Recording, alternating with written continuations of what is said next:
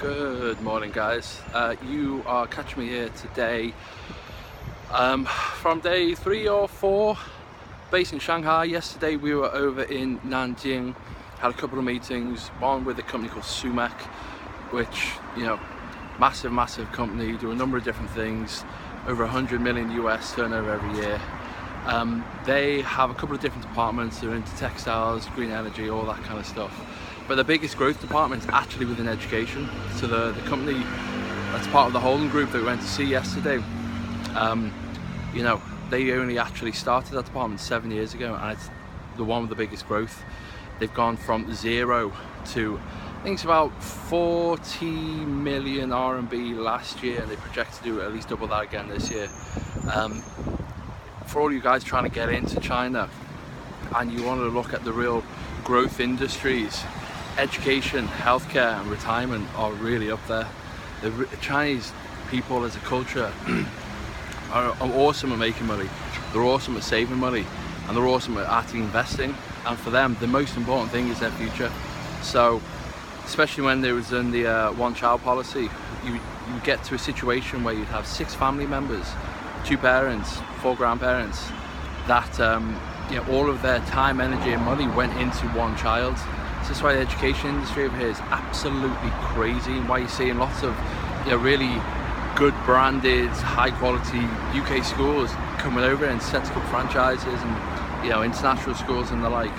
It's just nuts. So the guys who we saw yesterday, they currently work with over 2,000 independent schools throughout China. And if you know anything about the Chinese education system, if it's a private school, they're always in high tier cities, good family background, affluent areas. But this is the crazy thing about the middle class over here and how it's exploding. Your average Chinese person has about 50,000 US dollars in their current account, their savings account. Compare that with the situation back in the UK and the States, where we are debt ridden.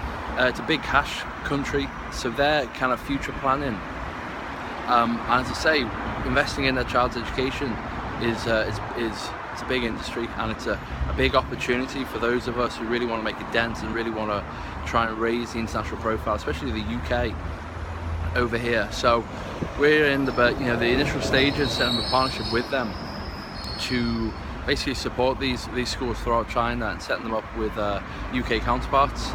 I suppose the biggest motivation for us is that we as a nation in the UK are so poorly equipped for working with China.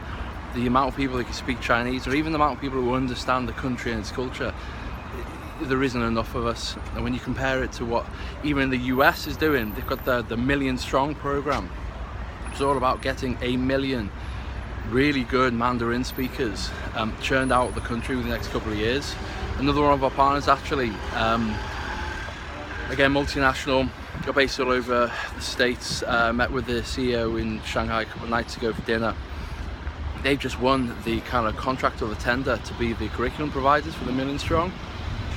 So we're really on the front line with the kind of trend or the progress that the international community is making, and everybody you speak to, Germany in Europe is blazing the way. We in the UK are so slow to take anything up and to take action, and to really, once you've identified there's an opportunity, to really get stuck in. It gets a bit embarrassing over here, but where other people aren't making initial movements, it's just an opportunity for us to get in there and do it properly. So yeah, it went really well. They are going to be looking for us to support them with more international partnerships within their school network. I'm over to Suzhou later on. What time are we now? It's just gone 11, so I'm heading to Shanghaijian, which is just around the corner from here. Get the train to Suzhou. Again, bullet trains, man. They are just super convenient, super reliable, and really well priced. So although to drive Suzhou probably take me about 2 hours, bullet train takes me 25 minutes to get to part of Suzhou where we're going to. We've actually got a WOFE, a wholly owned foreign enterprise, set up over there. So it's another one of my companies which is based just on the outskirts of Shanghai in Suzhou, which again, as I say, tier 1. They've got a bigger GDP than the UK, phenomenal place, really up and coming, lots of internationally minded people. So a lot of our kind of infrastructure is based out of there. So when we're looking at visas and our flight providers and a lot of our hosting assistants and things like that, they're all actually based out of Suzhou.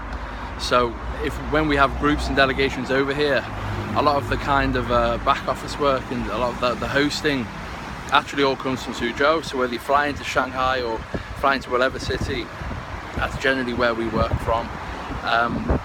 So yeah, another full day, a couple of meetings, meeting up with a chap who is a friend of ours who runs a kind of, like, they call it outsourcing, which I suppose it is, but he runs an office with 50 plus staff which are built around supporting international companies and basically foreign companies that want to come in and with China market entry. So they help us with a number. So it was actually him who helped me set up MyWoofy.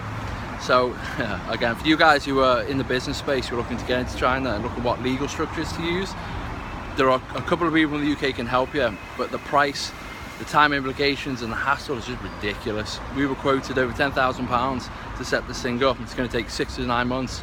I came over here within 2 weeks, £750 later, I got it set up. So having on the ground knowledge and network is so important.